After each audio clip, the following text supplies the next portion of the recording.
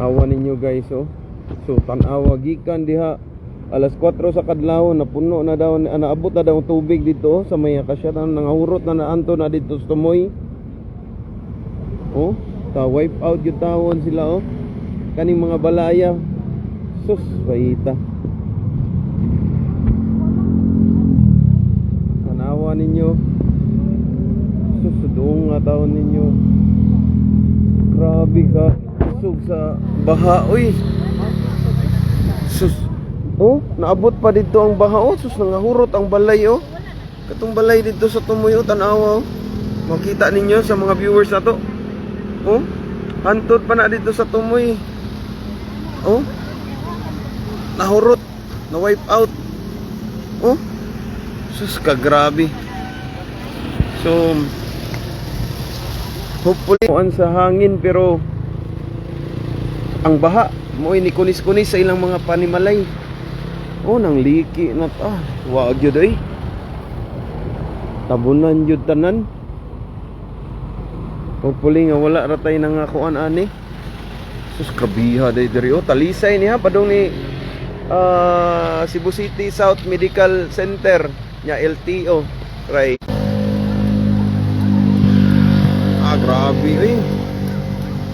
Alas 4 pa daw sa kadlawon ang tubig na daw diri dapita kanang nga diha.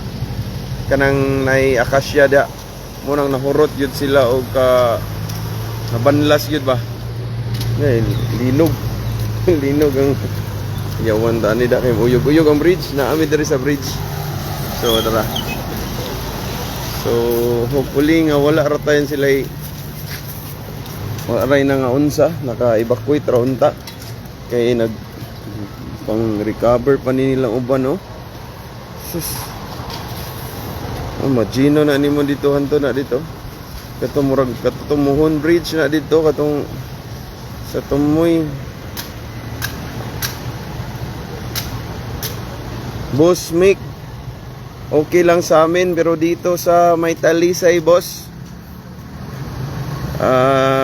sa awa ng Panginoon, okay lang yung tubig. Ayan, oh. Malalim yan yung sapa na yan. Kaso lang malakas talaga yung tubig, umapaw. Nasira yung pyro, ano yan, yung riprap nila dyan, no? Nasira. Yung flood control nila, nasira. Yun. Ganyan kalakas.